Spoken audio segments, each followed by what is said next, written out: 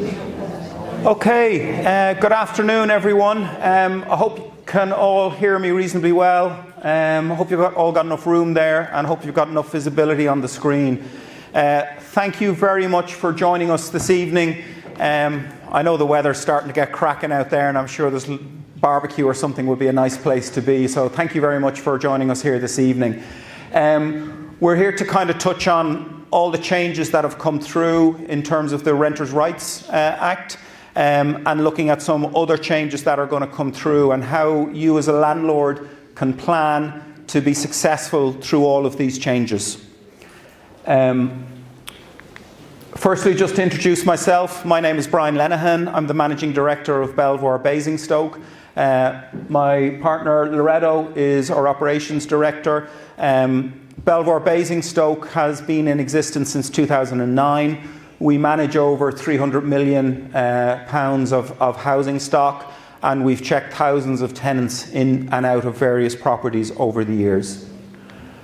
Our lettings team is here this evening. You'll see most of them here in the room today. So if you're clients of ours, you may well have had conversations with the team over the last number of years. So we're going to start obviously with the renters' rights. We'll have a Q&A at the end of that. We'll have a quick 15-minute break, and then we're going to go into some short but really important areas. The Decent Home Standard, the private renter sector database, which is coming at the end of the year. There's big changes coming down the track on EPCs, Energy Performance Certificates. We have a presentation from Let Alliance HomeLet, and that's, you'll see during the presentation we speak a lot about tenant selection, tenant referencing, protecting landlords' income, and that they're going to cover a section on that, so it's really, really important, and there's valuable protection that can be had there. Making Tax Digital is now live, and landlords will have to do quarterly tax returns if their income is over certain thresholds, and we'll touch on that, and then we'll have a further Q&A. There's refreshments throughout the evening. There's a free bar there, so please have yourself a cold beverage, whatever you require. There's tea and coffee there as well. Renters' rights, so what's changed? I'm sure you guys will have all seen various bits of information on the Renters' Rights Act. It's been covered in all the major press, it's been on TV, it's been all over the internet for the last probably 9 months since it effectively got royal assent. One question I have for everyone here this evening is, do you feel that the changes through the Renters' Rights has increased your risk as a buy-to-let landlord? Can we get a show of hands? Who thinks it's increased the risk? Okay. So definitely, there is increased risk, and what we're going to look at tonight is how do we mitigate that risk so we can successfully thrive in 2026 and beyond. And there are loads of measures that you can do to bring that through. A lot of the changes came through on the 1st of May, and we're going to discuss them, but please don't forget about the 27th of December. This was actually the first phase of implementation of the Renters' Rights Act. And this centred around extra powers that the government granted councils. So the councils now have a lot more teeth. They have a duty to report. There's a league table, and there will be league tables of who is actually enforcing landlord legislation. In April of this year, a month ago, the government pledged 60 million to councils to help them with enforcement.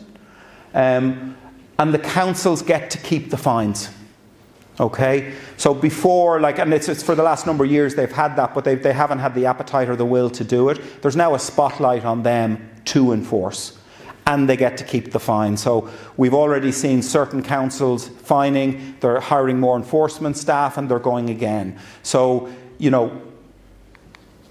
that is where they're at. The new investigative powers that came through is they can enter business premises.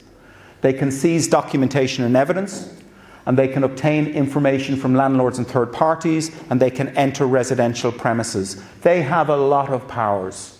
Their powers are aimed at investigating breaches of the housing law, and councils must now proactively investigate rather than to rely on complaints. So previously, a tenant would complain to the council would then open an investigation. And once they go into a property, they would then look at all hazards and all risks in the property, not just the one the tenant complained about, but that would start their process. Now they're going to be proactively looking for fault. They have stronger enforcement powers, so they can issue civil penalties without going to court.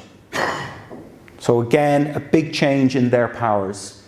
They will prosecute and report offenders, and the fines, well, they can be up to £40,000 depending on the breach. So they have the teeth. We have to wait and see have they got the willing. I think they will, because they'll get to keep the fines, and the fines are going to be quite eye-watering. What does that mean for us as landlords? Fundamentally, as landlords, with all of the changes, we have to be more professional. Documentation, evidence, everything that potentially might have been a conversation with the tenant now needs to be documented. You have to have an audit trail. If you're a landlord and you're a self-managing landlord, potentially you will have served the information sheet this month. If you haven't, it has to be done by the 31st of May. The government has set very prescribed information as to how you do that. If you do not comply with that, it's a £7,000 fine. Okay? So again, having the systems and processes and procedures in place is really, really important. So the level of professionalism from landlords, some landlords are already there. Others is kind of, look, I have a good relationship with the tenant, I don't need to do that. If you do need to get possession of your property back, you have got to be able to show that you've dotted the I's and crossed the T's. So, May the 1st, this is really kind of the meat and veg of the changes that have come through. So, in no particular order, there the changes. Section 21 is abolished, and there's new possession grounds for you to get possession of your property back. There's a new tenancy system. There's a ban on rental bidding and rent in advance. There's new rent increase rules, rent review rules. There's a number of new anti-discrimination rules. There's new rules around pets. And there's some interesting quirks on guarantors that not a lot of people are aware of. It involves case law. We will touch on that as well. So, abolition of Section 21. It's gone. It's dead, it's buried. Yes, if you served a Section 21 before the end of April, you still have got 2 months before the 31st of July to get it into court. Otherwise, it's gone if you don't get into court. Most lawyers and legal firms are not accepting cases anymore because they're too busy. And fundamentally, you need to be going for that kind of mid-July. Otherwise, you will run out of time if you do have a Section 21 that's pending. Section 8 is now the only lawful means of obtaining possession of your property. They've expanded the grounds, so there's mandatory and discretionary grounds. Mandatory grounds, you need to prove the ground that you're on. Discretionary is always going to be up to the judge, and the judge may or may not grant you possession. But again, you have to present your evidence in detail to prove the ground. If there's any discrepancy, they will not prove the ground. So again, your records, how you communicate, recording emails, etc., how you serve the information sheet, really, really important. We'll get everyone a copy of the slides, but there's a list of all the grounds, okay? Ground 1 and 1A, we'll go through them in more detail. The grounds 1 to 8 are the mandatory grounds. The discretionary grounds are 9 to 18. They've added some extra ones in there. Not all of these grounds relate to the private rented sector. Some relate exclusively to social landlords. Some relate to agricultural tenancies, key worker tenancies, and the like. But we've listed them there. We've listed all the notice periods, and you can see who they apply to: social landlords if they're not relevant to us in the private rented sector. You can see breach of contract, ground 12, breach of contract other than rent arrears. There's antisocial behaviour, there's a whole pile of grounds which landlords can potentially apply to get possession of their property back. So if the tenant made a false declaration and you let the property to them on the back of that false declaration, that's a discretionary ground that you can take action on.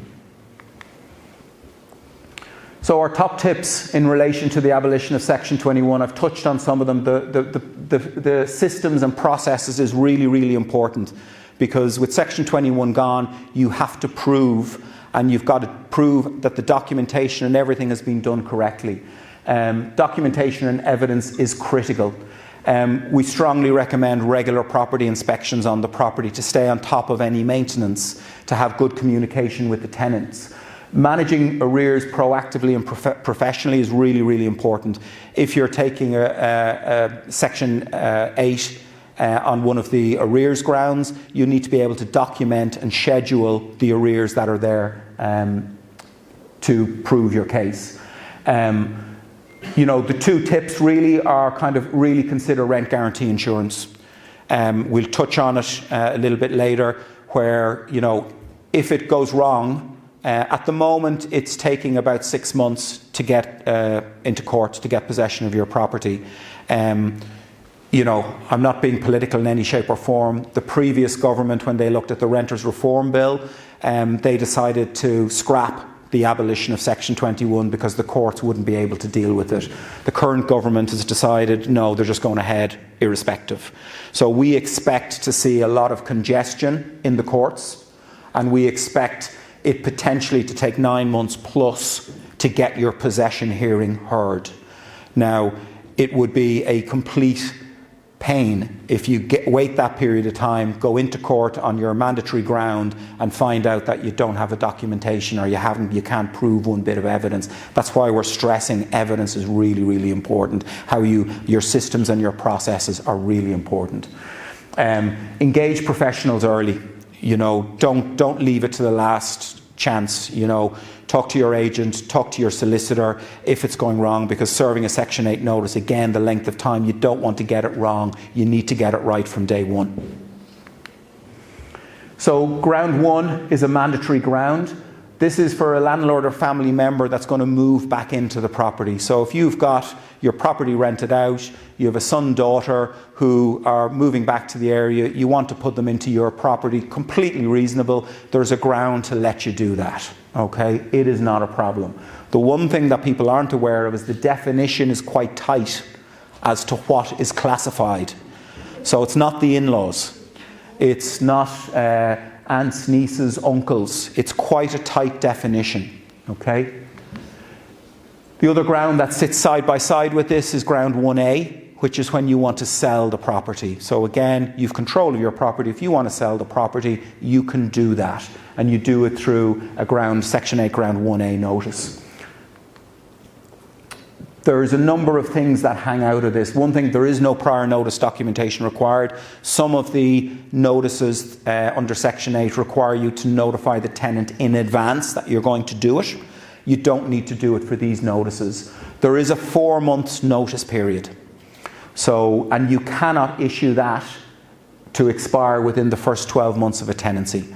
So if you put a tenant in on the 1st of January, you can serve in August, you can serve your 4 months notice to expire at the end of December for that tenant to vacate. That's a valid service of the notice, but you cannot do it in the first 12 months of the tenancy.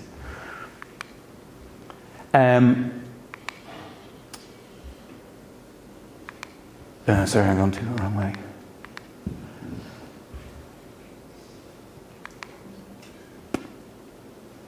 Our top tips here are tenant selection. You're going to hear me speak a lot about tenant selection. It is going to be probably one of the most important things that we do when we put someone into a property. The tenant selection is probably 50-50. The legal documentation, the referencing, all the detail that goes with that. The other 50% is, what do you think of the person? What's your gut reaction? How do they behave on the viewing? How do they behave? So I always say that, like, when you do a viewing with a tenant, it's like a first date. They're on their best behaviour. the agent or whoever's viewing them is also on their best behaviour, and everyone is kind of watching what they say, you can't really form an assessment. It's when you've got to ring them 3 times because they haven't sent in their landlord reference or they haven't sent in some documentation, and you start to get this, or they slam the phone down, or they storm out of the office. You're taking notes. You don't want that person in your property. So tenant selection is critical. Build strong relations with your tenant, which involves excellent communication. Advise them of the plans in good time. So, it may well be that you plan to sell the property. Let them know in advance that this is what it's going to be. They may well exit the property before you've got to serve a notice. Also, with tenant selection, if you do plan to sell your property in a couple of years' time, don't put someone in who's got a different timescale for the property. So if you've got a young family that's going in, their kids are in the area, their parents live down the road, they're going to be probably a 10-year plus tenant. They need to know that you plan to sell that property in 2 years, because that property probably doesn't suit them and you're going to have hassle. You're probably better off getting someone who's coming in, working in the hospital for 2 years on a contract that's going to fit your investment timescale a lot more. With these grounds, both of these grounds, you are precluded from reletting the property for a period of 12 months from the expiration of that 4-month notice.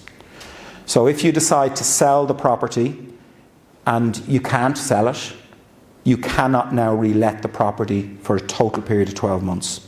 Same as if you put a family member in it, you can't relet it for 12 months. So really, really important that you're aware of that.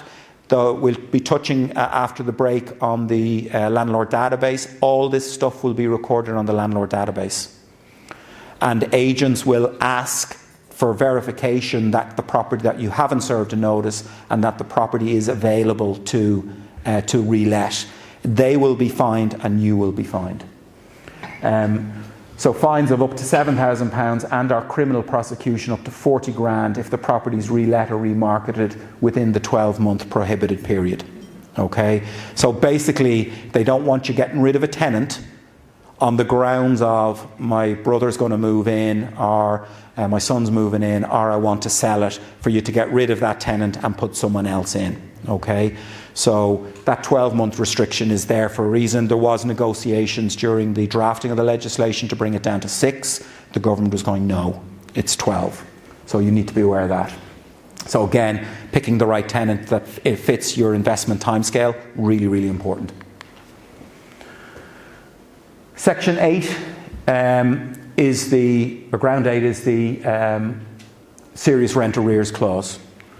So the notice periods on this have changed. So on arrears pre-Renters' Rights Act, all you needed was 2 months of arrears and you could serve a 2-week notice period, and then you could apply for possession of your property back. They've increased that to 3 months of arrears, and the notice period has gone out to 4 weeks. So effectively you potentially could be 4 months in arrears before you can start the possession proceedings. And you remember earlier I said, look, it's 6 months at the moment. We think it'll go to 9. So you potentially could be down 12 months of income. And that's where having protection such as the rent guarantee cover is really, really important to cover your income. They've slipped this in as well. It ignores unpaid benefits. So if your tenant is in receipt of benefits and the government hasn't paid them benefits which would be used to pay their rent, you can't include that. So if that's what tipped them over the 3 months of arrears, you've got to take that off. So in actual fact, they may only be 2 months. You've got to wait until the actual arrears, excluding anything that would be paid by benefits, is brought through. So that's just something to be mindful of. As I say, court application, 6 to 9 months waiting time. You've got to get a possession order. Potentially, if they don't vacate, you've got to then get bailiffs and then get possession of your property back. So rent guarantee insurance is really important. As I mentioned, tenant selection, again, it's just critical to pick the right tenant going into your property. I touched on the information sheet. This is a government document which advises the tenants of their changes and their rights under the Renters' Rights Act. So this has to be given to every single tenant before the 31st of May. If you do not do it, the fine is, I think it's £7,000 again. So again, but it will block you from going for possession because you haven't served it. So it's really, really important if you're managing the property yourself or an agent is managing it for you to make sure that they have done this. It's a little bit more than just banging it out. So you need to check your lease agreement to see how notices can be served. If you have an old lease agreement, it may well say that you must serve it by post or it must be delivered by hand. It may not allow for email service. So you need the source document to see how you can serve those notices. Most modern leases will have service by email. One of the things we found as we went through an audit of everything is that some of the email addresses that people used to apply for the property were their work email addresses, and now they've changed jobs. So they're not going to get the information sheet. So we got everyone to reaffirm their email address, confirm it's the correct email address. We confirmed that we can actually send the notice by email, and then we sent it with a send and a receive receipt. All that goes onto the property file. Now we have documented evidence that they have been served correctly the information sheet. Tenancies. So the whole ambit of tenancies has changed. Previously, everyone will be familiar with the AST, the Assured Short Hold Tenancy. That is now dead and buried. Everything is now moved to an APT, an Assured Periodic Tenancy. That is a rolling tenancy until either the landlord or the tenant serves notice. So it's completely open-ended, there's no end date, and it will just run ad infinitum until someone serves notice. As of the 1st of May, they automatically went over to an APT, so you do not need to reissue a lease agreement, you do not need to reissue prescribed information, you don't need to reprotect the deposit, you don't need to serve your gas safes or any other compliance documentation. So it's relatively straightforward from that point of view. If you have a Section 21 in existence, a valid Section 21 that's been served and you're waiting to get your court date, your AST stays an AST, it doesn't revert to an APT because you're in the Section 21 process. So you're still kind of in the old regime. The maximum term in a lease agreement is now 28 days or 1 month. That's it. It cannot be any more. Tenants can give 2 months notice expiring on a rent due date. Okay? So what does that mean? On the day of check-in, day 1 of the lease, your tenant can serve notice to vacate.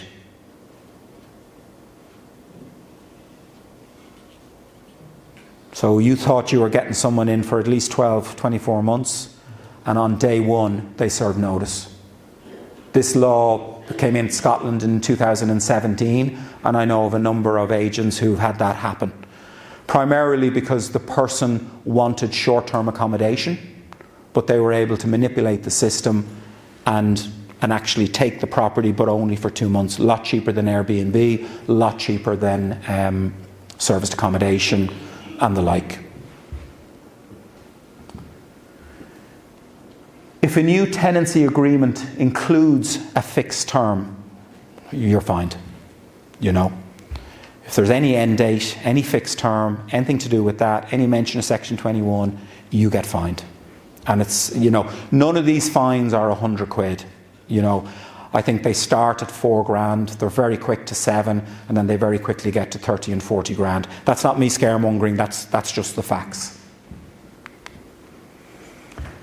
So one of our top tips, please check your lease agreement. If you're managing the property yourself, don't pull it off Google. Don't get it from a mate down the pub. Don't try and alter your existing AST to become an APT.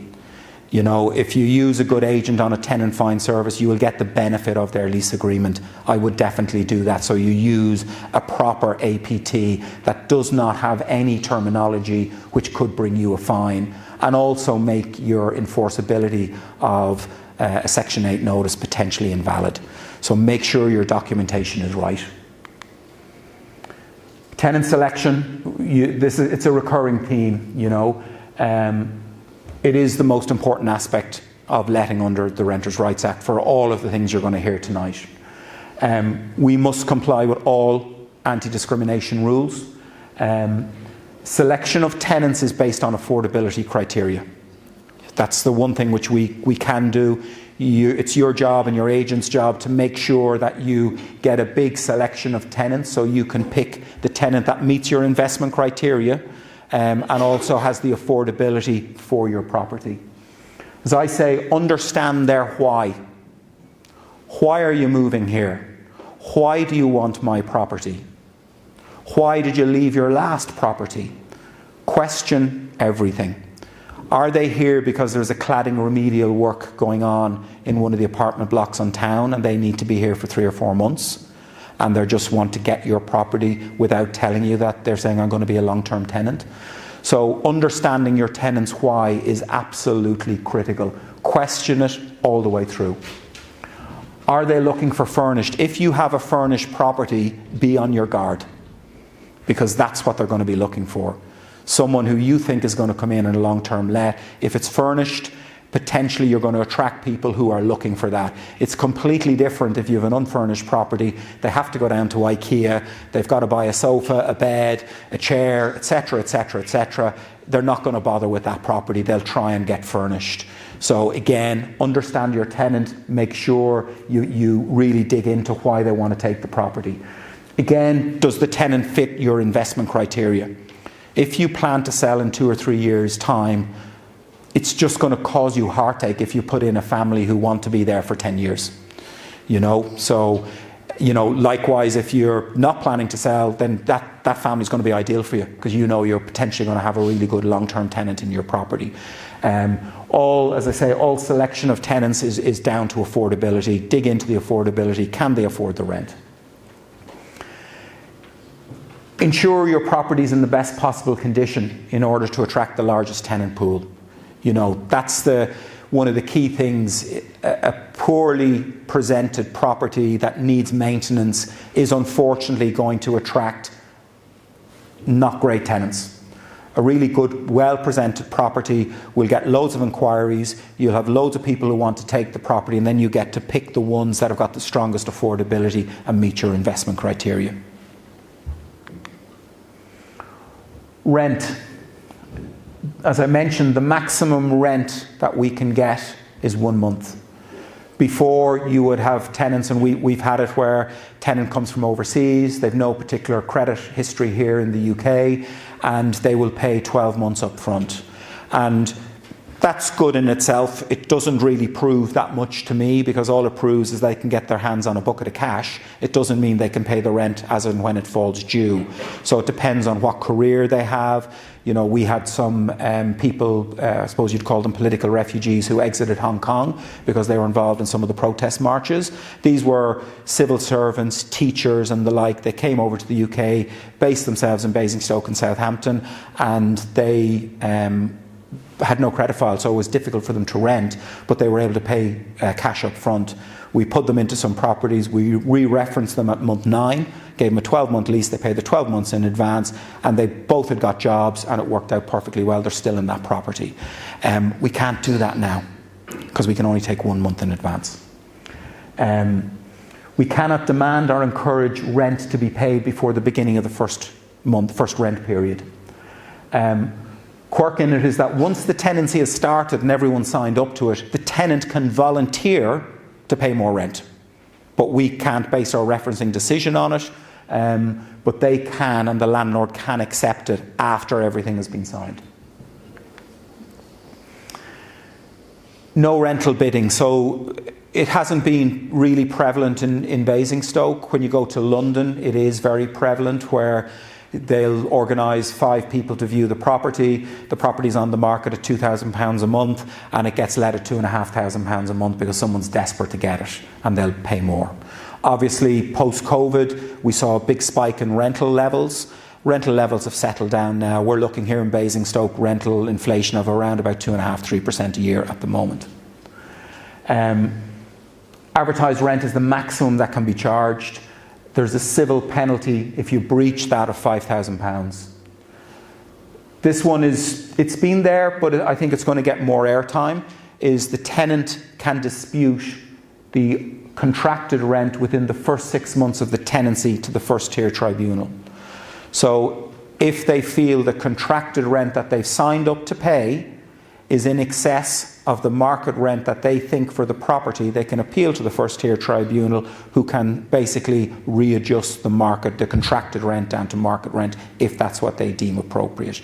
So if you or your agent makes commitments to that tenant, yeah, absolutely, the landlord's going to be putting a new boiler in, the landlord is going to be putting new carpet in, he's going to paint it from top to the bottom, and that doesn't happen, the tenant will probably go, well, hang on, I thought I was getting a fully redecorated new boiler.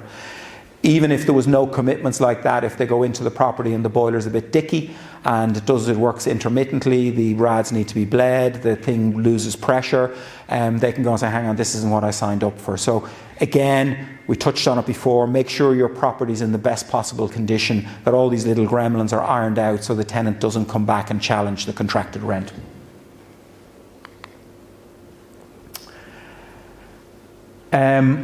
Just a couple of things I want to touch on rent before we go on to the next slide. You could have a situation, we cannot get the rent until the lease agreement is signed. The tenant may not pay the first month's rent. You may have to check the tenant into the property and they're in arrears. I didn't write the law, but that's where it's at. Okay, so again, tenant selection really important. At the moment, we get the first month's payment up front before we sign anything. You still got to trust them to pay the second month. Now that trust equation has been brought into month 1. Okay, so again, just something to bear in mind. So tenant selection, really, really important. Rental tips: quote the maximum amount, a maximum advisable rent. I'm asked about risk, quote for risk, price for risk. We can't outprice the market, but potentially we'll come on to pets. Potentially you could have a tenant in your property and they may want to bring in a Labrador, an Alsatian, 2 Chihuahuas, whatever it is. And you might go, ooh, my wear and tear on my property is going to be higher. I'd like more rent to allow for that. I do think I should have rent guarantee insurance to protect my income in case there's a problem. You should allow for that. So, property that was rented at £900, you may want to get £975 to allow for those extra risk items if it's suitable for a pet. If someone takes the property and they've no interest in pets, you may decide, I'll accept something slightly lower. But you can't advertise it at £900, find out that they want a pet and say, okay, I'm going to charge you £950. You can't do that because there's a maximum ceiling on what you can charge. As I mentioned, allow for the cost of rent guarantee, allow for wear and tear on pets. It also sets the base for when you do your annual rent review. Ensure all maintenance is carried out before check-in to cover off that other point. So the rent increase rules. Whatever you had in your lease agreement is gone. So whatever clause you had, historic clause in your agreement, is no longer valid. And okay, you can put in whatever you want into a new lease agreement. It also will not be valid, and you're not getting fined for that. That's the one thing they're not fining you on. So, but now Section 13 is the only lawful, legitimate way to increase your rent. Previously, we had to give 1 month's notice of a rental increase. Now you must give 2 months' notice. You can only increase once per year. That's all we ever did anyway. No increases in the first 12 months, which is reasonable. As I say, all other rent review clauses are banned. The review is to market rent, and that has to be evidence-based. So you can't just take a number that, look, my mortgage payment has gone up, the war in Iran is continuing, interest rates are going up, my mortgage has now been renewed and it's going to cost me an extra £100 a month, therefore I want more money from my tenant. You can't do that. That's not market based. So you need comparables in the market as to where rents have actually got to support that. As I say, all other rent review clauses are banned. Also notify the guarantor. If there is a guarantor on it, make sure they're notified that there's a rent increase. The rules, the tenant can appeal to the first tier tribunal the rent increase. Currently, it's taking about 4 to 6 months to hear those appeals. Some of the changes that have come through is there's no backdating. So you agree or you go for a rent increase from the 1st of January. It could, you give them the 2 months notice. 1st of January you wanted implementation. They appeal it. It could be June by the time you actually get into the tribunal. They may agree it or they may not agree it. And then that sets your rent going forward. So now you've got to wait for 12 months from June before you can increase again. They've watered down slightly the if there is undue hardship. Before it was exceptional hardship. Now it's undue, so a slightly lower bar. That will defer the rent increase for a further 2 months. So previously it was basically in every tenant's interest to go and appeal their rent. Thankfully, through a statutory instrument which was published at the end of March, the government went into consultation to put a charge of £47 for the tenant. It's not a huge charge, but there is some cost of them doing it. But again, if you're at market rent, if you're on top of your maintenance, generally the tenant isn't going to argue it, and if your communication is good. So our top tips: make sure you have a property inspection carried out so you know exactly the condition of the property, how they're treating the property, if there's any maintenance that needs to be done, and get it all sorted. We would strongly advise talking to your tenant and advising them of the Section 13 notice. We would recommend serving the Section 13 notice at the highest rent that you've got comparables for. So I am bringing this to market rent. Here is my comparable evidence. That's your Section 13 notice. Then negotiate with the tenant. You know, you can negotiate with the tenant. If they agree it, brilliant. Send them an email. It's all agreed. If they don't, they've still got the Section 13 notice kind of hanging over their head, which is at market rent. So it's probably slightly more than you would be prepared to accept. So that's kind of there to kind of focus their mind that, look, fine, if you want to bring it to the tribunal, I am actually going for £1,000. I'm happy to accept £950, £975 with you now. You know, what do you want to do? And again, we think that will work in terms of getting you to a reasonable equilibrium on it. So if agreed, again, documentation, very, very important. So that's what we would do on the rent increases. Rental discrimination. So rental discrimination builds on the protected characteristics as outlined in the Equality Act. So they've included families with children, benefit recipients, including housing benefits. So you cannot discriminate in any shape or form against these people who are applying. And I'm sure we've all seen ads where it's gone no DSS, no kids. Unfortunately, you cannot do that. If you have mortgage and freeholder terms, they're basically not going to be valid to a large degree. If you've got insurance restrictions, so if your insurance policy specifies we're not covered to have someone who's on benefits, that restriction is valid up until the renewal date of your policy. After renewal, the insurance companies are not allowed to have that policy restriction in. Portal discrimination, make sure your adverts don't say no kids and no DSS, because the fines are £7,000. And you know, the probability, the balance of probability to find out whether you're guilty is that. Do we think in the balance of probability they're guilty of discrimination? So it's a 50-50 thing.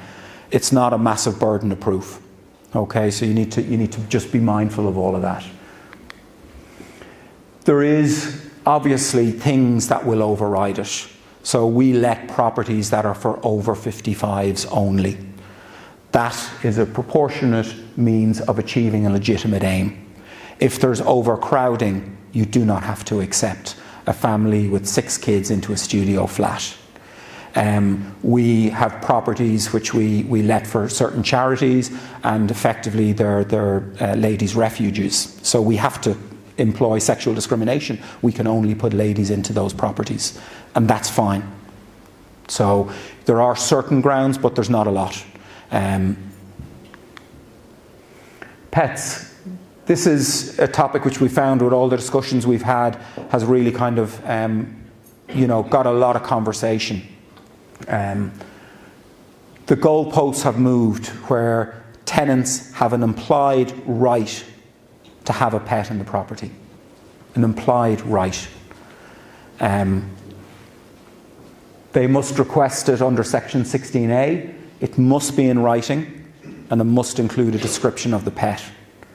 I would strongly recommend that you have a questionnaire for when your tenant potentially requests a pet to bring all this information together. Landlords cannot unreasonably refuse. Okay? If you do nothing, you've 28 days to respond. If you do nothing, they will have deemed consent. So you have to be proactive in it. Refusal must be based on a valid reason. So, if there's restrictions in your superior lease, so you may well have a leasehold flat, and in that there's a covenant that you've signed up to on your 150-year lease where it says no pets in the property. That is legitimate. And you can also put that into your ad. No pets in the property due to superior lease restrictions. That's fine. If you are a self-managing landlord and you have an allergy to pets, to cats or whatever it is, and you're going into the property doing your maintenance, that's appropriate. If you have a HMO, a house in multiple occupation, and you've got multiple people in the property, they may have allergies, so it's appropriate not to accept a pet there. It's got to be reasonable. So we had a 1-bed flat with no outdoor space, and we had a lady who wanted to take it and she'd 5 cats. No, I'm sorry, that's not appropriate. So it's got to be appropriate, but you need to make that assessment. If you are a landlord with an allergy to pets and you have a fully managed agent looking after it for you and you live in Singapore, that's not a valid reason because you're not going into the property. So, expect tenants to push this, and fundamentally, if you have a 3-bed family home that you've got a family going into with kids, there's probably a strong chance they're going to get a pet somewhere along the way, As I say, the refusal restrictions in the superior lease, if the property is unsuitable from size, no outdoor space. Also, understanding again your tenant. If the dog is going to be crated for 8 hours, that's not acceptable. If they work from home, different kettle of fish. So it's got to be reasonable, the welfare of the dog. If the dog is on any sort of dangerous dogs list, no. If the dog is a guide dog, assistance dog, therapy dog, they actually don't fall under this pet discrimination. It's actually discrimination because that would tend to be linked to a disability, and if you discriminate against that, it's under the Equality Act. It's not under this. If someone claims, look, it's my therapy dog, fine. Can you please provide evidence that the dog is qualified to be a therapy dog? If it is, then it falls under discrimination. If it's not, it falls under pet. Okay?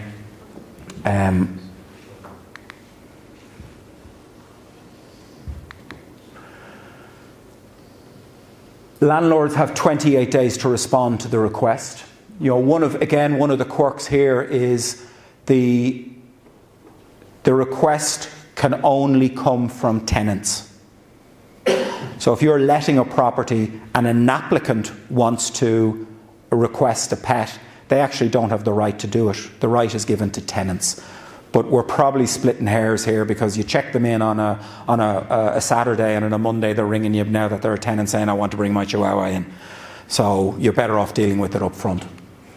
Landlord can request additional information, so they may have to get consent from their freeholder that it's okay to bring pets in, so they may need a bit more time, so they get an extra 7 days. Tenant can appeal it to the Ombudsman or to the court. The Ombudsman isn't set up yet, so they can appeal it to the court. There was talk as we went through the House of Commons and the House of Lords that landlords would be able to insist on pet insurance. That's not the case. Or seek reimbursement for the cost of additional insurance they would take out. That is not the case. If you do not respond, permission is deemed as granted. So you have to be proactive, you have to document it. We would strongly recommend getting a picture of the pet. We had a gentleman did a viewing for, wanted to take a property. He had a pet. We asked what type of pet. Small to medium-sized dog was the answer. We spoke to the landlord in question, said, look, he's got a pet. What's your view on that? Are you happy with it? He said, yeah, I'm happy with him having a pet. We then pushed the landlord, or the applicant, for more information on the dog. So vets, is he up to date with his vaccinations? Pet records, is he registered? And if someone looks after their dog well, they're probably going to look after it well in your home. So we wanted to see that, and we wanted to see a picture of the dog. I think 3 days before check-in, we get a picture of the dog. A full-blown Alsatian. So we're kind of going, okay, back to the landlord. Mr. Landlord, look, here's the dog. We've now got it. His attitude was actually quite chill. Look, a dog's a dog, I'm fine with it. That tenant stayed in the property, I think, 5 or 6 years, not a problem. So the action plan, again, have a detailed pet questionnaire, plan for it in advance. You know, it's going to happen to you at some stage where a tenant will come along and request it.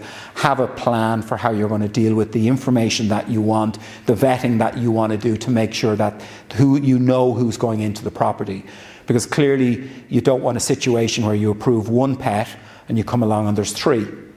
So pet's name, photograph of the pet, vet's records, all that information, hugely important. And as I say, you know, is the pet going to be left on their own in the property for potentially up to 8 hours while you're at work? Or does someone work from home? What's the maximum time they're going to be there?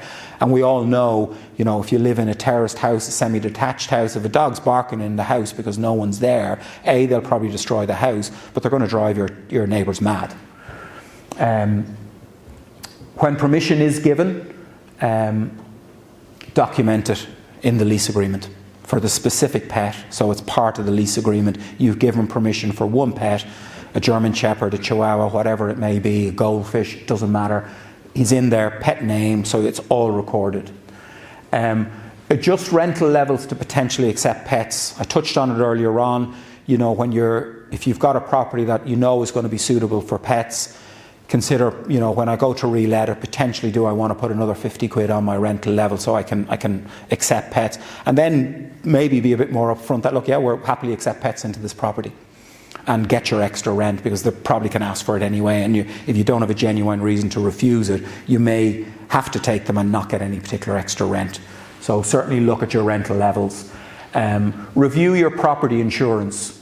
It's generally is an add-on for landlords' insurances, where they will give you up to £2,500 of pet cover for damage your tenant's pet does in your property for quite a nominal sum. Not a lot to add that on to your existing policy, so it's definitely worthwhile checking.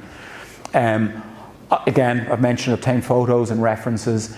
If you do have a pet going into the property, and even if you don't at the moment, do your opening inventory as if there was a pet going through. So make sure your inventory clerk, or if it's yourself that are actually carrying out the inventory, talk through the stuff which you potentially may not normally think about. So in the living room, there's no lingering odours. Document it.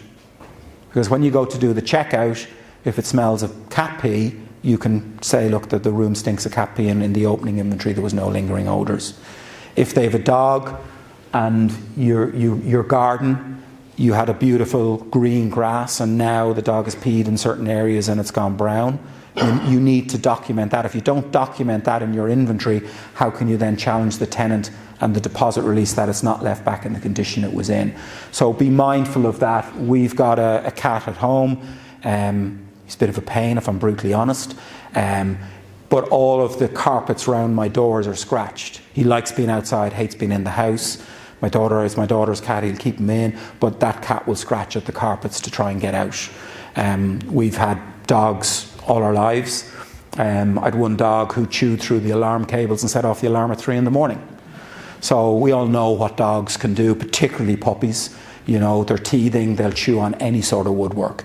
So you need to be mindful, you need to take pictures of it. So take pictures of your skirting boards. If it's furnished, take pictures of your furniture. So if you don't have that documentation, that evidence in place, it's very hard to challenge it afterwards.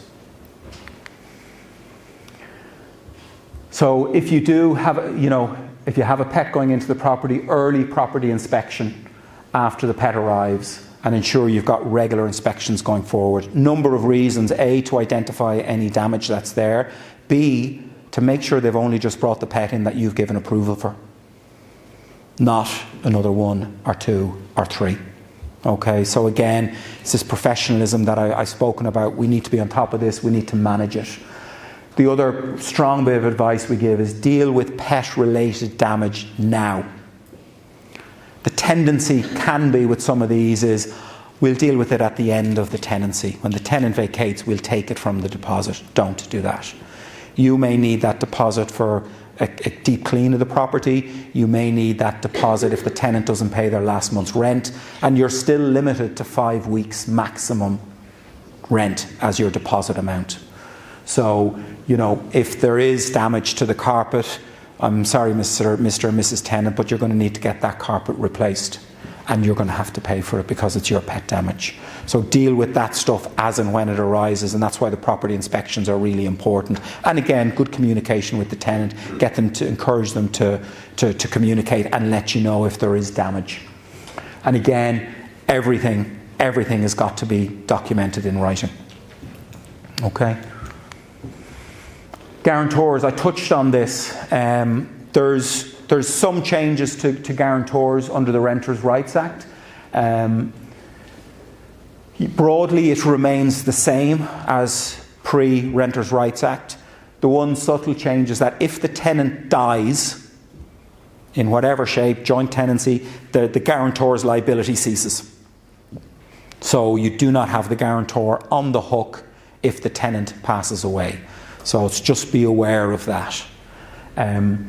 For us, guarantors are basically a level of comfort. I never, ever, ever look for my guarantor to be paying the rent. They've got their own bills to pay. They've got their own kids going through university and college. They've got their own mortgage and car payments. If I come to them looking for 1,100 quid a month, they're not going to have it. So for me, it's if there's a marginal gap, if there's someone who's going into the properties who's in receipt of benefits, then we would look to have a guarantor. But it's additional comfort. It's not actually I'm looking to them to pay the rent. The guarantor must be notified of all changes. That's to keep them in the loop, to make sure they're fully appraised of what's happening with that tenancy. This case, it's almost 100 years old, I know. Wingfield versus de St. Croix, 1919. Okay, the court held that the guarantor of a periodic tenancy could give reasonable notice to cease the guarantee. Okay, previously, when we did an AST, we had a 12-month term. The guarantor knew his liability; he was signing up for a 12-month term. When we renewed that term, we put a new 12-month term in place, and the guarantor signed up again. So he had limited chunks of liability that he was on the line for. Under this law, potentially, and I'm saying potentially, the guarantor could give notice to cease their guarantee. So you could be 6 months into a tenancy, and depending how much you rely on that guarantor, they can give you, I'm giving you a month's notice, my guarantee is going to cease based on this case law. This will be the subject of more case law, I have no doubt about it. But at the moment, that's the legislation that people are the case law that people are going to look at. So again, you know, tenant selection, really, really important. Advertising your property in great condition so you get a big pool of tenants, so you can select tenants based on affordability, that you may not need a guarantor, and you don't need a guarantor because the tenant can stand on their own 2 feet. So it's just something to bear in mind. So what does it mean for me? Well, if you're fully managed by Belvoir, don't worry, we've got you covered. I dread to think the amount of time and money and systems we've spent over the last year training, developing our systems and everything to make sure we're fully compliant across the board. And we take none of these changes for granted. The implications for us as a business and for you as landlords is huge. We've looked at the fines. So it's really important we're at the top of our game, and I can assure you we are. If you're managed by another agent, well look, you know the questions you need to be asking. So challenge your agent to make sure they are on top of it. They have all the bases covered. They know how they're going to deal with pets. They've got discrimination, anti-discrimination covered. They're on top of tenant selection, and they're offering you the various rent guarantee products to help protect your income. If you're self-managing, hopefully we've kind of opened your eyes as to what the pitfalls are. You know, there are a lot, and the fines are, as I've said, kind of pretty eye-watering and probably disproportionate to the crime. But this is the landscape we have to operate in. But look, you know, we're here to help you. If we can help in any way, earlier on I put up all of our team members that are here. We've got 8 team members who are here today. Have a chat with us, give us a call in the office, book an appointment. We can run a free landlord compliance health check for you as well, whereby we'll run through all of your stuff, give you tips on what you need to do to protect it. So we're more than happy to help in that regard. Okay, that's the first bit finished. I'll open up to some Q&A if anyone has any questions they'd like to throw at me. Yeah, we've a couple of questions here. Loretta's got a mic just so everyone can hear.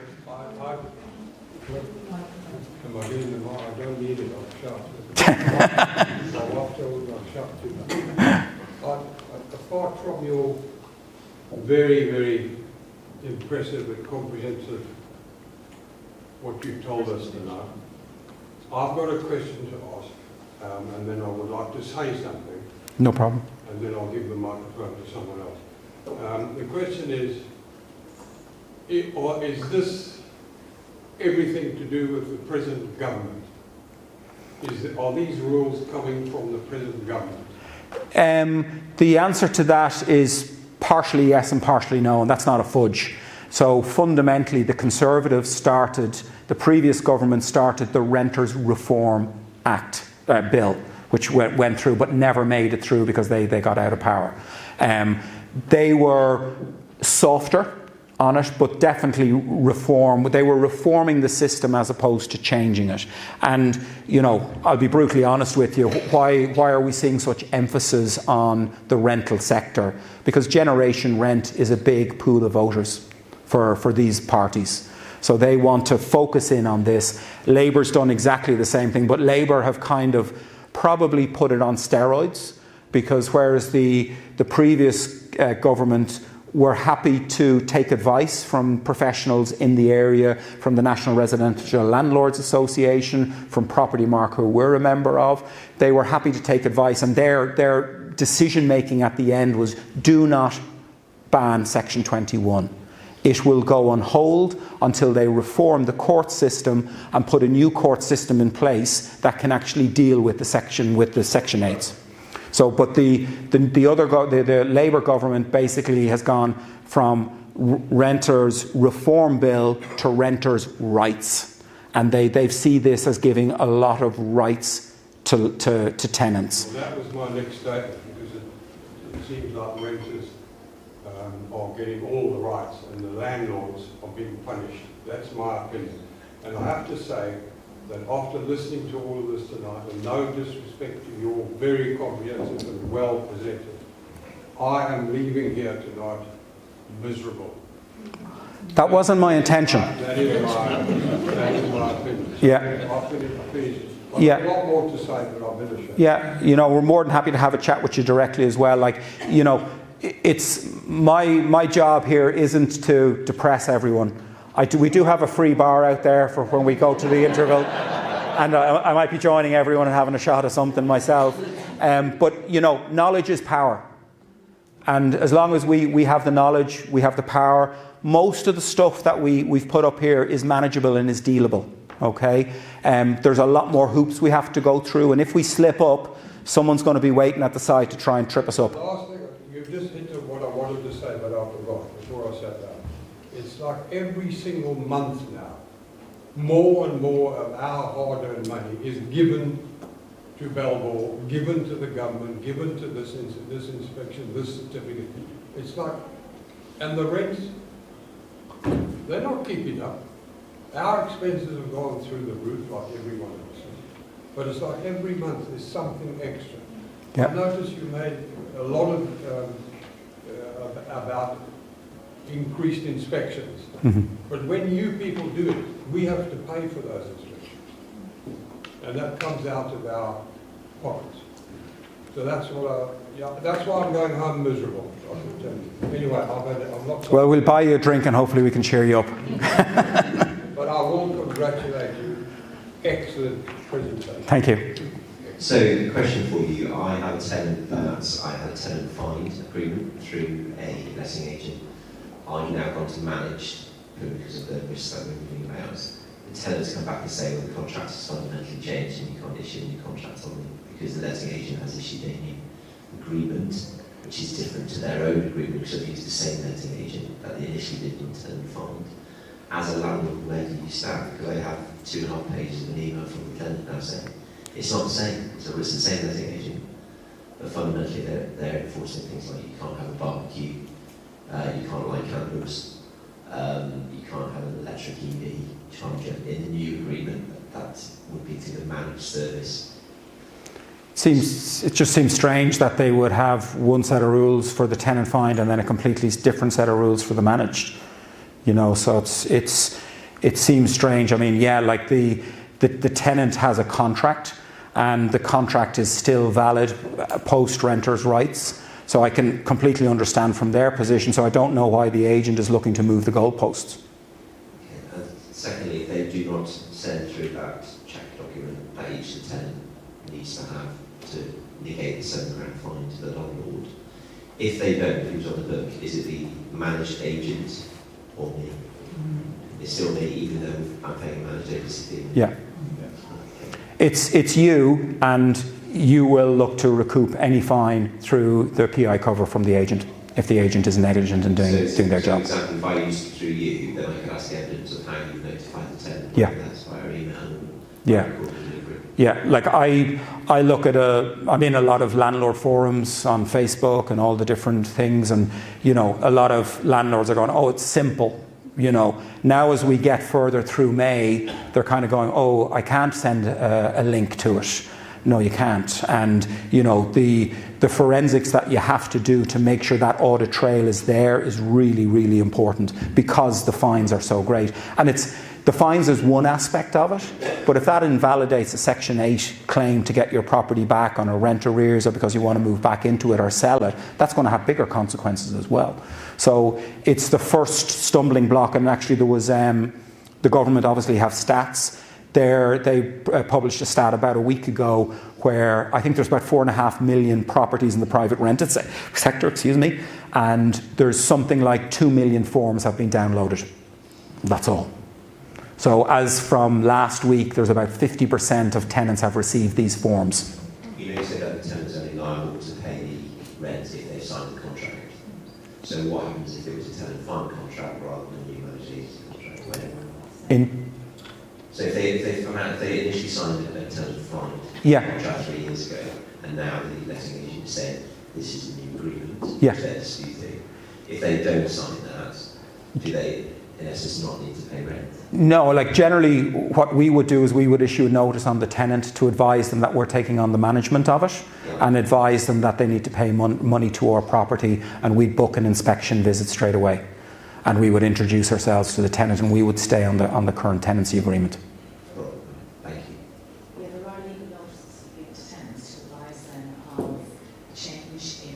to notify any issues with the property, and a change in address for legal for if they wanted to give notice to end the tenancy, section 48 but Brian says, with Belvoir, if I do a tenant find, in essence the tenancy remains the exact same, just slightly tweaked, say you're managing it, okay? If I take on a tenant find property coming over to fully managed, we would just serve the section 48 notice. I wouldn't actually serve the contract. Contracts have changed, because I know our contracts from a couple of years ago probably didn't have RQs in them. They have them now because they evolve, but I wouldn't be doing it straight away. I'd be getting the tenant in, easing them in, providing the management, and then hopefully getting to sign up at some stage on the contract. Again, a lot of it comes down to just good communication with the tenant and having that good relationship.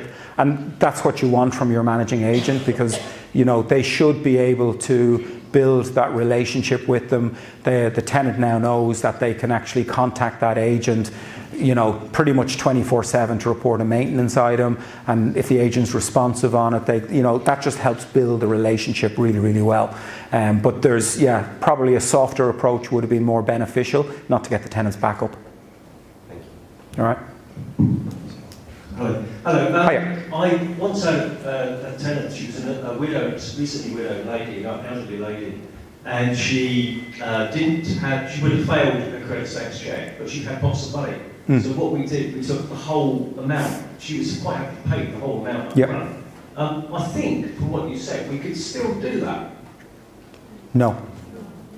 Maximum rent you can ask for is 1 month. But I thought there was a slide which said if she volunteered. If she idea to do it. Yeah, so all of the legal documentation is on the basis of her paying 1 month up front. When you've signed everything and you're getting ready to do the check-in, she can then offer, you can't ask her, induce her in any shape or form, she can offer to pay 12 months in front, and you can accept that. But that's the difference. I see. Okay. So if she pays before you've signed the contract, if she pays 6 months rent to you, you have to return it to her. You have to return it to her. Wow. When you've signed the contract, then you can request 1 month's rent maximum. So it's kind of done on an informal, not contractual basis. It's, you cannot induce or encourage her, is the wording in the Act, to pay more than 1 month's rent. She can voluntarily do it. There again, hey ho, there's a fine if you do induce or whatever her to pay more than 1 month's rent in advance. Thank you. Sorry, okay. It's over in the back corner, Loretta. Oh, sorry. Sorry. So I've understood that we don't actually need to recontract as a result of this new law. But I'm just wondering about the scenario whereby, for example, a permitted occupier might turn 18 and I would normally expect them to be on a new contract, or I have a tenant that's hoping to get married and she will change her name. In those sort of scenarios, would you recontract? You can. Just one thing you just need to bear in mind if you go to a new contract, you've got 12-month exclusion on serving anything. Okay? Because it will be deemed a new tenancy. So if it's a new tenancy, you can't serve your notice, your 4-month notice, to move back into the property or to sell it. So new tenancy, even if you had a situation where you did a renewal in March or April of this year, a renewal of your tenancy, that potentially could be a new 12-month tenancy. If it's deemed a new tenancy as just a rent increase, it depends what the landlords may have done. So, you potentially may just do an amendment to the lease agreement. You may put them in as a permitted occupier if the son has just gone over 18. So you would do that as an amendment to the lease agreement rather than a new one. You certainly can do a new lease agreement, but you will have that 12-month exclusion because it's a new lease agreement. So in the scenario with the 18-year-old turning 18, I think probably for my insurance policy, he would have to be named as a tenant. Then you will. So that could be done as an amendment, do you think?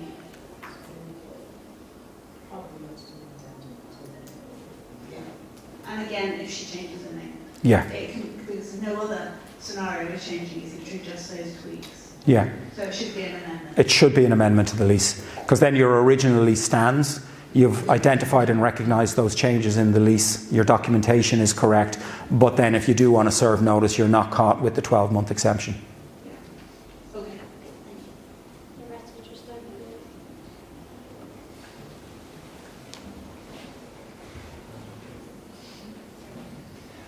The question I have is one that I know you can give a definitive answer to. But I like those questions. I would like your thoughts on it.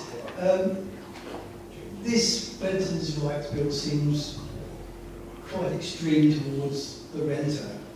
Do you feel with the change of government that any of the other parties would swing the pendulum back a little bit towards the landlord? I can only tell you what I've read. I think Reform have been quite clear that they would bin a lot of it. Remains to be seen. If they do that, I think it's once legislation tends to get on the books, it seems to be harder to repeal it. I do believe that the next election is 2.5 years away, potentially maybe a little sooner, we don't know, but I do believe in that period of time we will see massive congestion in the courts, massive congestion, and I think that will force whichever government gets power to have a look at this. Because, I know we have the various government ministers saying they're investing in the court system. They're investing in the criminal court system. They're not investing in the housing court system. And so, it is 6 or 9 months, depending on which part of the country you're in. Getting bailiffs can be another problem to actually enforce that court order. The accelerated possession route for obtaining quicker possession is gone. So They sold this out on the grounds that it wouldn't be done in court, it'd be done by ombudsman. yeah, the infrastructure is not in place, so the pendulum has swung to tenants' rights, but we've seen cases where tenants are upset with these changes because a tenant previously had a 12-month lease in a property, he'd surety.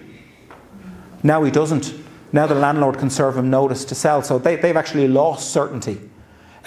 We've had situations, it doesn't really affect this market too much, but in other markets where there's student lets, depending on their yearly cycle for student lets, we know down in Falmouth, they run from the 1st of September to the 30th of August.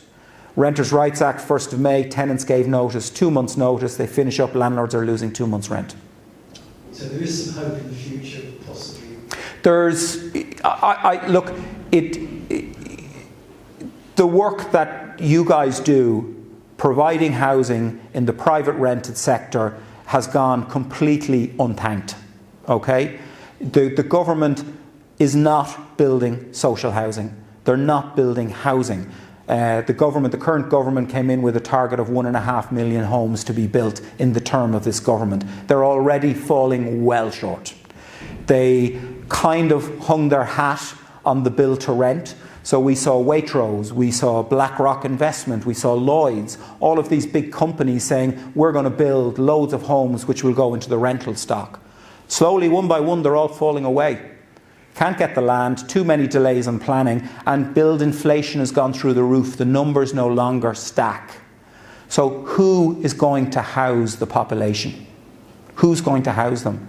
The government needs to kind of get a reality pill that what landlords do, look, there are rogue landlords. I can guarantee you there's no rogue landlords in this room. The mere fact that you're coming here tonight on what's a gorgeous evening on the run up to a bank holiday weekend, I'm sure there's places you would love to be rather than sitting in a room here. I'm feeling a bit better now. Listening to me drone on. But, fundamentally, our kids, my kids rent. I want my kids to have good quality rental accommodation. I don't want them screwed around. I don't want them dealing with rogue landlords. But rogue landlords are a tiny proportion of people, and they're well seen. The councils know who they are. We know who they are. We know how they operate. No one here does. No one here does. it started, and like, you know, you can talk about governments. Maybe I should get off my bandwagon now. But, you know, Section 24, the banning or the reduction in mortgage interest relief, that was the previous government did that, George Osborne. The extra surcharge on buying a second home, previous government. So they're all guilty, you know, they're all guilty of it. But, you know, they've pushed landlords very, very far. They're taking, to take your point, a lot of income goes, a lot of compliance documents that are there. And now they're trying to put teeth into the council with, you know, when we go into the next session, we talk about decent home standards and AWAB's law, you'll see a lot more of where the enforcement is going. And what we actually talk about that as well is really, really important. So look, you know, a change of government may bring a change of landscape. I think definitely on Section 21, because the courts will not be able to manage it. Thank you. Okay. That ends the party political broadcast. We have more questions over here, I think. Sorry, yeah? Yeah, gentleman earlier was talking about not being able to collect. You told him you can't collect more than 1 month for Yeah. this old lady. Would it be coercion, as it were, or pushing the old lady if you just told her about this particular act and the impact of it? If you just gave her this basic information, would that be deemed to be against the law? Anything that encourages her to pay more than 1 month's rent would be deemed coercion. Even if it's just giving that information? You can, no, I'm sure giving the act is, you know, but she'll probably look at it and, like all of us, glaze over because it's a document about that size and you'll lose the will to live when you read it. Okay, well, I think of her health and language. Yeah, but, you know, I think, you know, we did a seminar last week in Southampton for our landlords down there, and we were talking about EPCs, and someone made a suggestion, could I talk to my tenant and maybe kind of have a bit of a side agreement with them? That's all okay if it's all going okay. Okay, ladies and gentlemen. So you've come back for another bit, huh? You didn't get enough abuse in the first half. Okay, hopefully this is not going to be as scary. Thanks all. I hope you've all had a drink and you're refreshed and ready to go. Probably 30 minutes we'll run through this. We'll have another Q&A. That's it, okay? I know there's been a fair few Q&As. You know, we'll be hanging around afterwards as well. So if you've got a more kind of personal question directly related to your property, grab us in the bar afterwards or whatever, and we'll gladly go through that with you. I put my glasses down somewhere. There they are. Might need them. I'm at that age. Okay, decent home standard. One of the main drivers behind the Renters' Rights Act is to focus on improving conditions within the PRS, within the private rented sector. All private rented sector homes must be free of HHSRS, which is the Housing Health and Safety Rating System hazards, be in a good state of repair, be reasonably modern. So if your kitchen's 60 years old, that's not classified as reasonably modern. Thermal comfort, MMES, that's the minimum energy efficient standards. Damp and mould systems and processes in place. So you may have seen there's a lot of consultation on the decent home standards, and they're talking about a proposed implementation date of 2035 and 2037, somewhere between those dates for formal. But there is a big but. Section 100 of the Renters' Rights Act inserts a new Section 2A into the Housing Act of 2004, which introduces this notion of requirements for both category type 1 and type 2 hazards, which is under the HHSRS system. Under type 1 hazards, councils now have a duty to enforce. A duty. The onus is on them to enforce. For type 2 hazards, they've the power to take enforcement. So one's a duty, one's a power. That's new. Before the Renters' Rights Act, there was no offence if the council found a hazard. They would issue an enforcement notice, and if the landlord failed to comply, then they would be brought to court, and if found guilty, then the council would apply a fine. So, you know, chatting to the gentleman down there about the HMOs, you'll see a lot of fines for HMOs, either licensing or the council go in, the conditions aren't right in the property, they issue improvement notices, enforcement notices. It's when the landlord fails to do that that they go to court and they get fined. With the Renters' Rights Act, this has changed. A breach of the Decent Home Standard is an offence and the fine is £7,000. Applicable if the council feel that the landlord should have prevented the problem. So they've shifted the risk. The risk is now on the landlord. If they feel the landlord should have prevented the problem, it's an offence. AWAB's law. It's not in the private sector yet, private rented sector. It is fully implemented in social housing. Again, ongoing consultations, expected 2035. Our feeling is, look, landlords should act as if all of this is in the PRS fully. It already applies as councils have the HHSRS, the Housing Act, and Section 100, as I've already mentioned. Landlords have a statutory duty to identify and repair damp, mould and other health hazards quickly once notified or discovered. That's there. So whether the Decent Home Standard is still in consultation, whether AWAB's law is in or just in social housing, please view it that it's fully active and fully implemented within our sector, because the council will look to enforce. Failure to comply will lead to enforcement by councils, the Ombudsman when they're up and running, and possible rent repayment orders. I haven't mentioned rent repayment orders. So rent repayment orders previously were 12 months. So if you were found guilty of an offence, they could award the tenant a rent repayment order, where basically the rent that the tenant paid in the previous 12 months is fully refunded to the tenant for non-maintenance if it's a serious breach. Under the Renters' Rights Act, they've extended the rent repayment orders to 2 years. So now it's 24 months of rent you may have to pay back. And they've extended the time for which the tenant can apply for that rent repayment order to 2 years after the end of the tenancy. So being on top of maintenance, we touched on it at the very, very start about being a professional landlord, dealing with all of this stuff, having the systems and processes in place to be able to deal with it will protect you.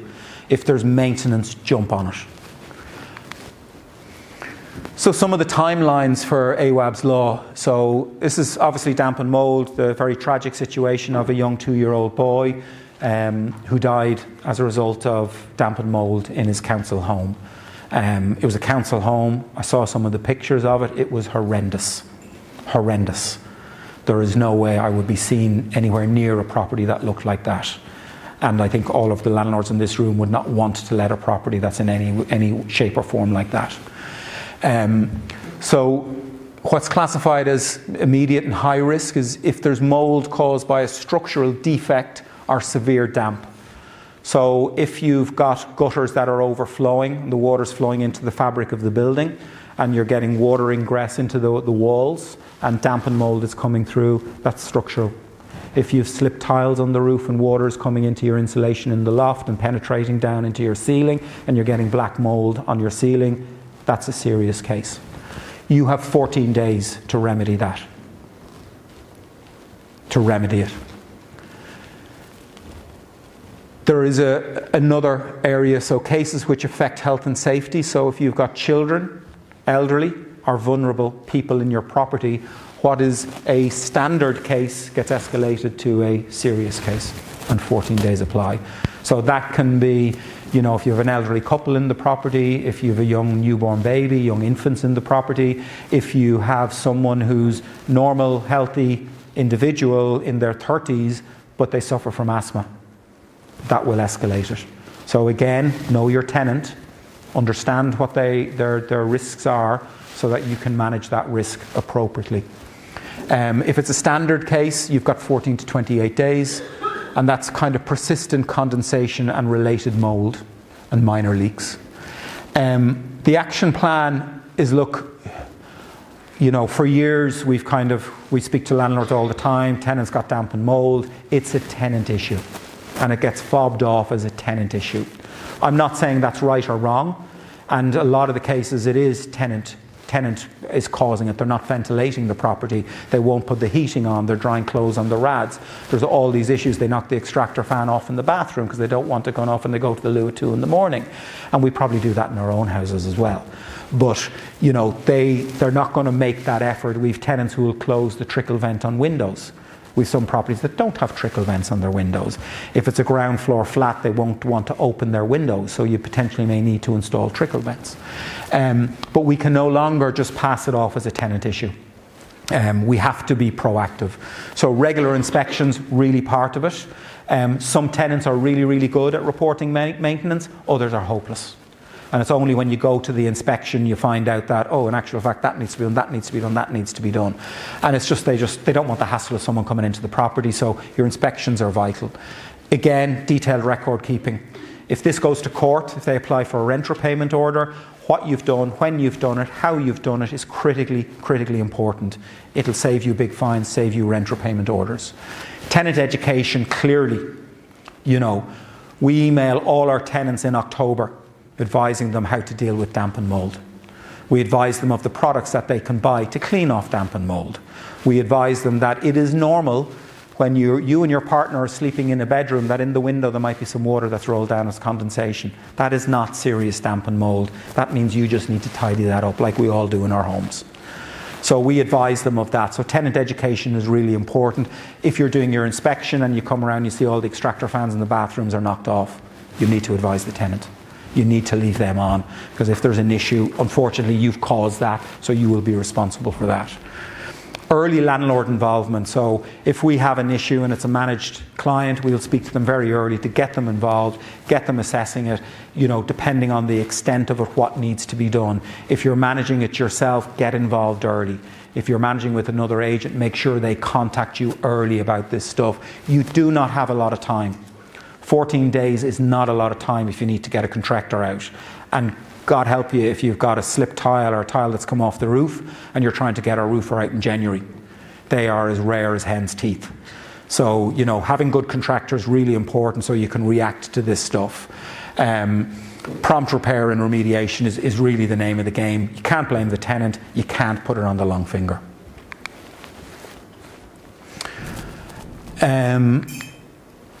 PRS database, so the private rented sector database. We are looking at implementation at the back end of this year, is what we've been told. We know a number of agents who are currently beta testing this.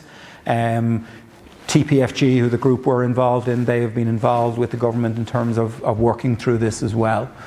Every single property must have an active entry. That's what they call it, an active entry in the system.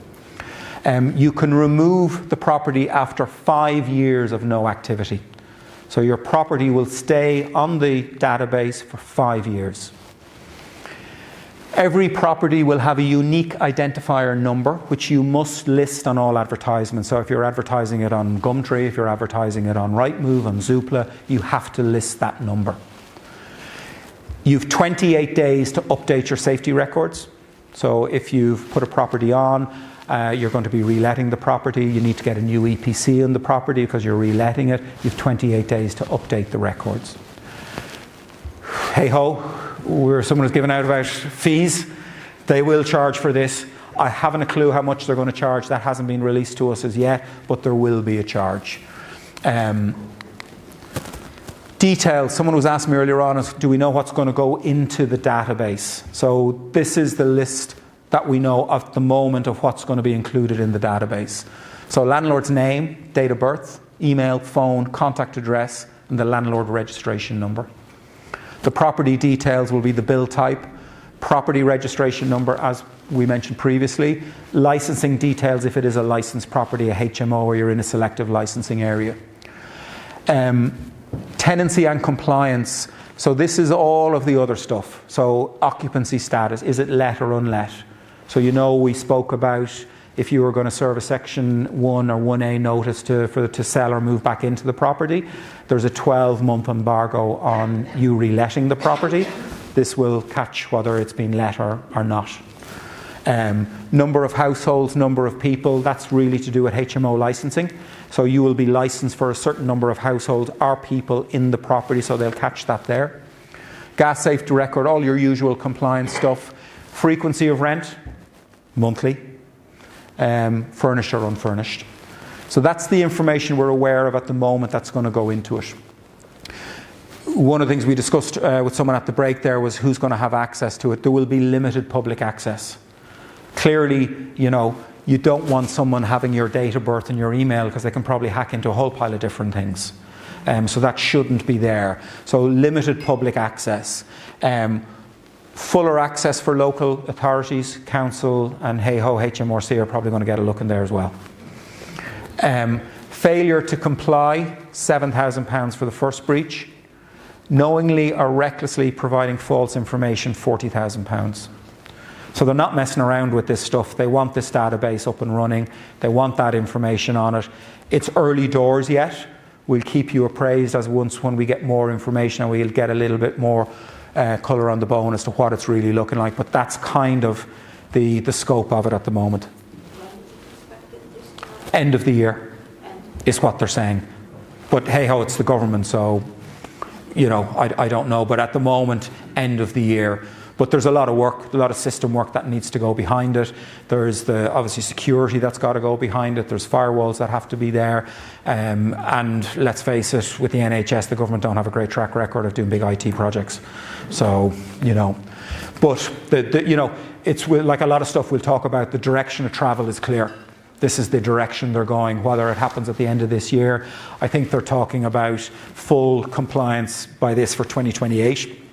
So there will be a phase-in period of certain information to be on it, and then it'll probably ramp up. We don't know yet. Can we provide the information to the database for our fully managed clients? We don't know that yet. Does it have to be the landlord that has to do it? So there's still a lot of stuff that we're kind of teasing through. The redress scheme, so PRS Landlords Ombudsman. So there will be a new ombudsman set up for landlords. We have an ombudsman, we've got the property ombudsman, so if a tenant has an issue or a landlord has an issue with us, they can take us to the ombudsman once they go through our complaints procedure. This is an ombudsman for landlords now. So 2028, mandatory sign up to landlords to join the PRS Ombudsman Redress Scheme. You must be members before renting it out. It's not optional. You must remain members after renting for a period of time. We don't know what that period of time is. It could be 2 years. It could be 5 years, as in the database, where you've 5 years after you've had an active entry. The rent repayment orders, a tenant can come after you for 2 years after. So it's going to be a minimum of 2 years, but it could be up to 5 years. Penalty for not being a member is £7,000. They like £7,000. Further penalty of £40,000 if you don't rectify it within 28 days. So again, they're not messing with this. You have to be in the scheme. If there is a case that goes to court, so the council or a tenant could take an action against you and you're not a landlord in the redress scheme, the fines are unlimited.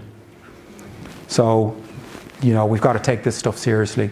You might think, look, I'm a company director, I've got XYZ Limited, I've got the veil of incorporation, I'm protected, limited liability, good luck. No. If the company directors are liable if the offence is committed with their consent. So if they have gone, yeah, let's go ahead and do that, or not do that, or we're not going to register, we're not going to do that, they will not get protection of a limited company and they will be fined. The redress penalty is treated as an order of the court. So what do I mean by that? That is straight to enforcement. It's like having a county court judgment. The debt is proved. You can now enforce it.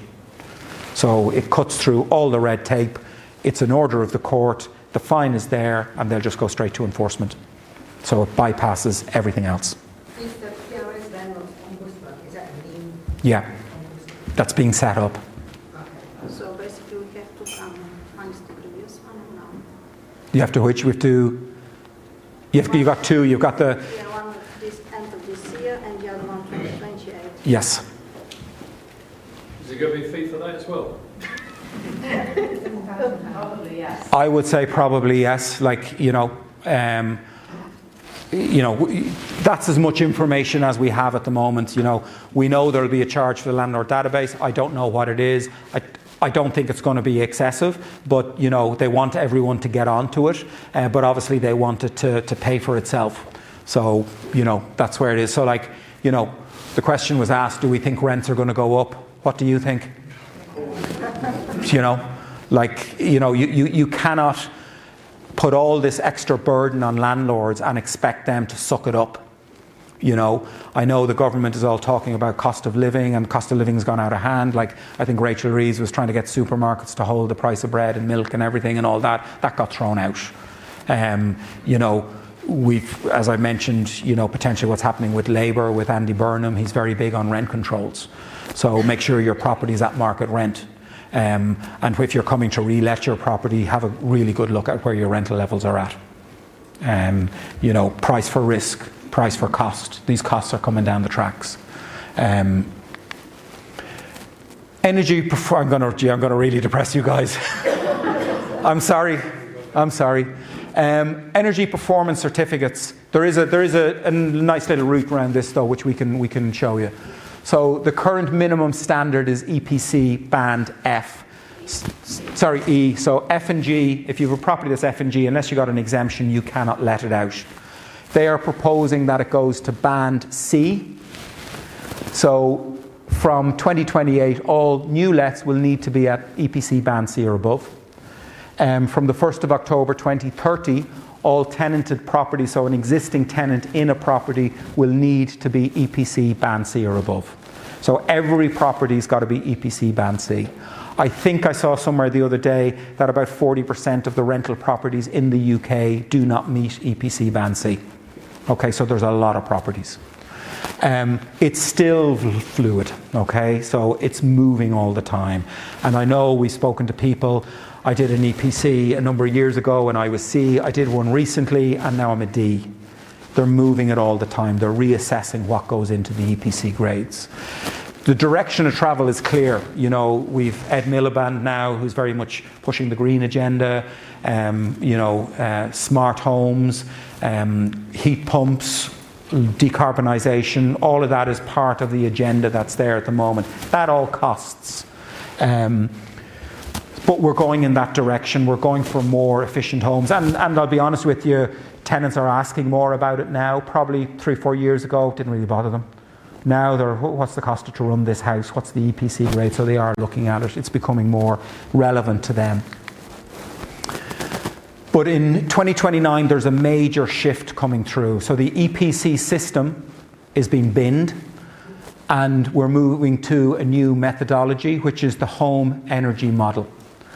And fundamentally, it will be significantly harder to achieve EPC grade C under this system as opposed to the current system. Okay? The reason being, there's a number of tests. So you have the mandatory fabric test, and then you can choose either the heating metric or the smart readiness metric. Okay? The fabric first test is non-negotiable. You have to comply with that, and that's thermal performance. So that's insulation and air tightness. So the depth of insulation in your loft, your windows, the thermal efficiency of your windows. You must achieve grade C on that. Then you can opt for the heating metric or the smart energy. The heating metric is basically heat pumps, low carbon networks, okay? And they're very, very clear. Fossil fuel, if the fossil fuel is your primary heating source, i.e. gas boilers, you will not achieve grade C. They're upfront, in your face in that, you will not achieve C. The other alternative is you go the smart readiness, which basically is solar and smart meters, okay? And that can achieve grade C, okay? There's a whole pile of exceptions, okay, which we'll go on to. But that's what's coming in 2029. The cost cap, so you have to spend 10 grand on your property as an expenditure. All expenditure from the 1st of October 2025 counts. Again, documentary evidence. There's no point in saying, yeah, I replaced all my windows to the highest energy rating if you don't have the documentation to support it. The energy performance assessor will not give you credit for that. If you don't have the loft insulation certificate for the depth of insulation you've put in, you won't get credit for it. So documentary evidence is hugely important. There is solid wall insulation, so there's a 10-year exemption. If solid wall insulation is the last thing to be done and the property remains below the standards because the SWI was not done, you can get an exemption, so you don't have to do it. Third-party consent. If you need planning, if you need freeholders, or tenants refuse reasonable access, you can get a 5-year exemption. Negative impact, if it would impact the value of your property by more than 5%, you can get an exemption. If all possible improvements are made and the property still does not achieve it because it's an older style property, you can get an exemption. New landlords, if they buy a property, they've got a grace period of 6 months to comply with the grading. Okay? That's the depressing bit.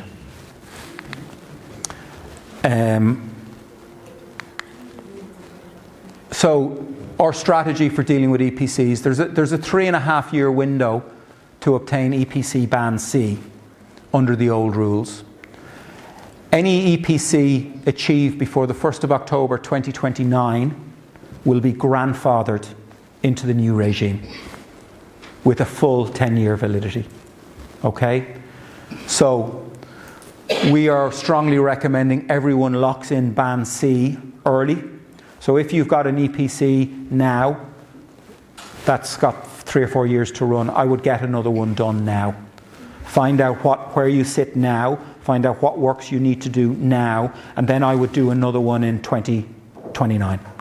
And that will then give you're going to defer the decarbonisation costs until 2039. Really important not to miss that window, because it will save you a lot. And, I know landlords may be feeling a little bit disillusioned, maybe I'm going to sell. If your property is below EPC grade C, you're not going to maximise the value of it. Daryl, our mortgage broker is here, you have a chat with him outside. There are better mortgages available for people who've got high EPC properties. They get more preferential rates. So, we'd strongly advise, get yourself to Band C, do it before 2029, get the grandfathering rights out to 2039, and you will protect your investment. If you want to sell it, you're now at Band C. If you're trying to sell a property at a lower band, you're going to get knocked down on price, So I think it makes sense to definitely look towards that. Clearly, if you try and get a loft insulator in October 2029, good luck. These guys are going to be absolutely rammed. So, plan early, plan ahead, see where your current property is now. Even if you've got an EPC that's 6 or 7 years old, it's still valid for 3 or 4 years, absolutely. But, for the sake of 99 quid or whatever they charge for an EPC, it's not huge. Get a report, you'll find out what works need to be done, put a plan in place, and then do it again, probably spring, summer of 2029. And then you're valid for 10 years. Just want to touch on Making Tax Digital, very, very quick. It's really just to make you aware this is now live. Making Tax Digital is live. From April 26, HMRC is replacing self-assessment for landlords with a digital quarterly reporting system called Making Tax Digital. So you will have 5 returns to do. You'll have 4 quarterly returns and then an end-of-year submission. So are you affected? From April 26, if your gross income is over £50,000, then you will fall into the first tranche. Now that excludes salary, pension and other income. So sole traders and landlords only. That's the limit. So it's gross income. It's not what you make after your expenses, it's gross income. The threshold is falling over the next couple of years, 30 in 2027 and 20 in 2028. And most landlords will be in the scope of it within the next 2 to 3 years, so you need to be aware of it. We in Belvoir have linked up with a company called Provester. You need to make your returns through a revenue approved software that will link directly and talk directly to HMRC. Provester is the company we've selected that will actually link and talk directly to it. So we connect to HMRC once, you connect to them once. Belvoir upload the data from all your rent statements into it. So we complete that. you review it and you submit it, and then we do the annual return at the end. So it's a service we provide with Provester. You know, if you're interested, have a chat with us, have a chat with the guys. We can talk you through the package. They also have got various upgrades where they can do more for you. If you don't have your own accountant, they can provide a higher level of service. So if you're in this 2026 cohort to go in, your first submission is due on the 7th of August. So it's not that long. It'll come around pretty quick.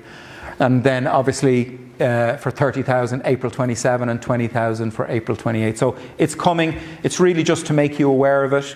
There are loads of options there that you have. Just have it on your radar. Have a look at your own personal circumstances. Talk to your accountant or talk to the team in Belvoir. Okay, that's it. Promised it would be quick. If there's any more Q&A, more than happy to take them. Or if you want to have a drink in the bar, you're more than welcome to as well. Yep. Sorry, we got questions. 2 questions on the floor. Could we get a copy of the slides? Absolutely. Everyone who's here in attendance will give you a copy of the slides.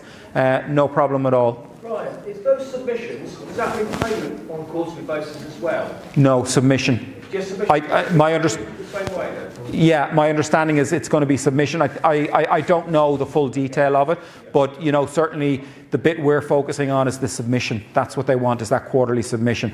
Will they go to quarterly payment? Yeah. Thank you.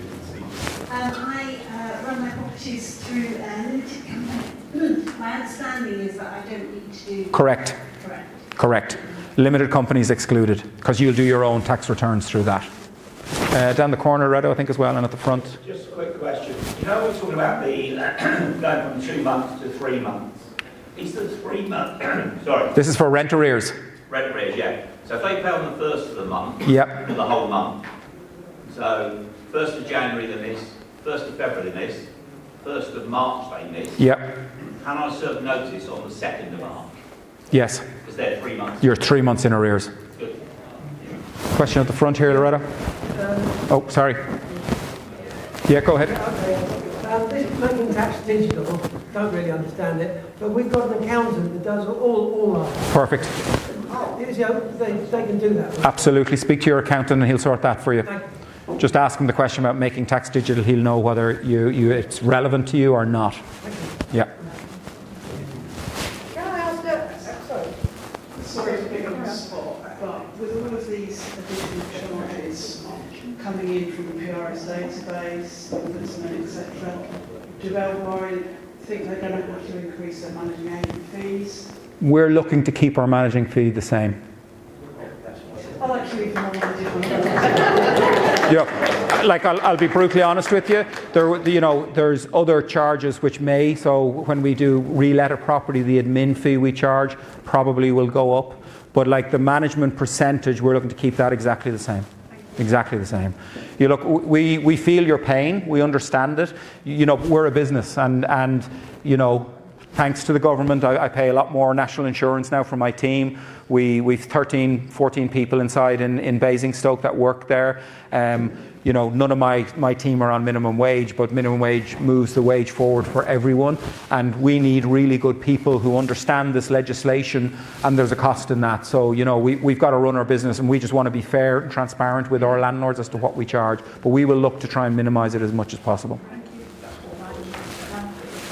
Sorry, no, there's a lady over here who wants to speak as well. You go on.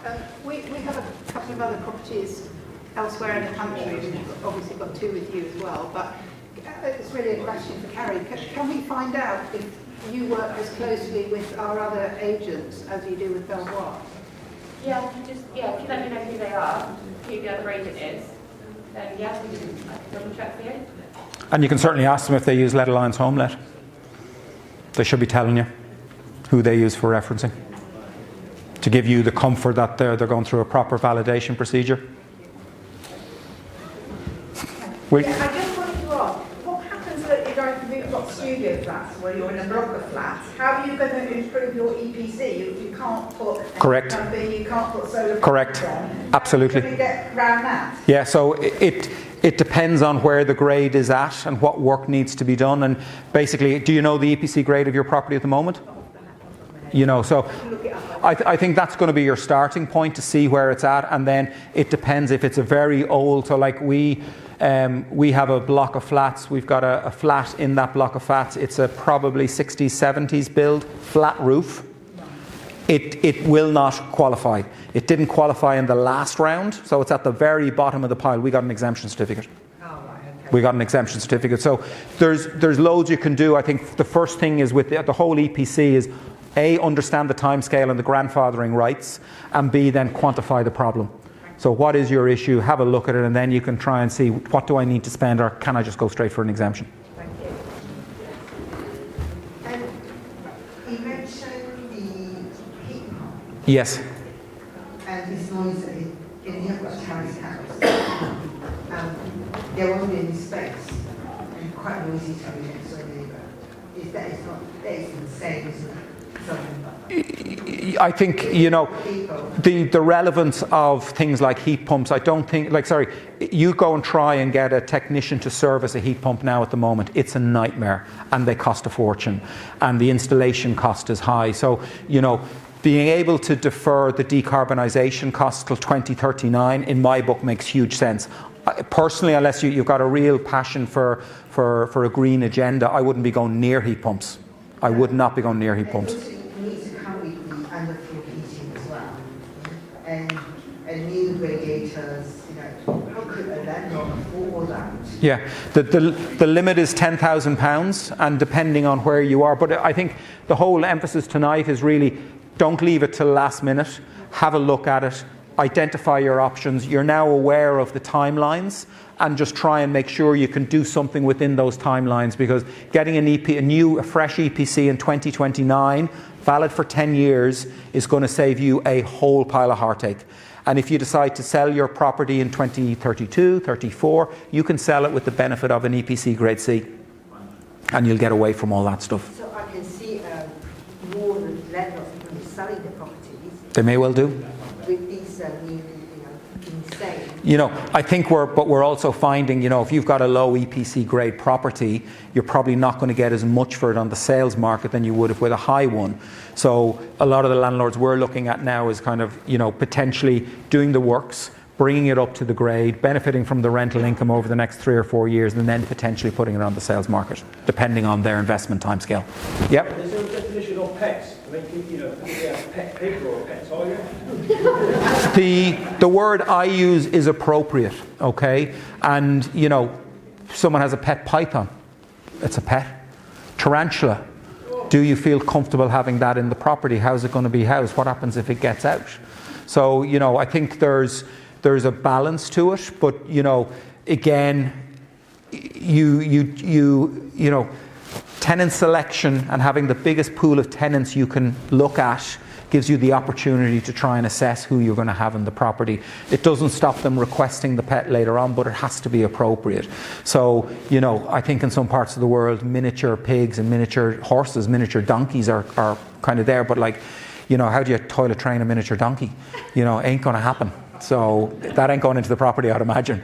But there is kind of a definition, but it's kind of so loose, and whether it's a bird, a parrot, goldfish, I don't think anyone's going to have a problem with. But with some of the maybe more exotic pets, you may start to have issues with them. I certainly wouldn't want, I know there was a situation in Canada where there was a block of flats. The flat upstairs, the owner had 2 pythons. The pythons got out and they strangled a kid in the flat down below. So, we have mentioned about Dangerous Dogs Acts. So again, I think reasonableness and appropriateness have to come in, and your decisions can be made on the basis of reasonableness and appropriateness. So if it's a property in a farm in the middle of nowhere, if they've got some tarantulas and a snake, okay, rock on. If you're in a block of flats, although they don't need to go for a walk and they don't need open space, it's probably not appropriate if they escape, because they could cause a danger to the other neighbours. Would be my read on it. But okay, we done? Okay, thank you very much, guys. Thank you. The bar is open, so please have a drink. We'll be floating around, and we can have a chat with you there if you want to hang around. Thank you.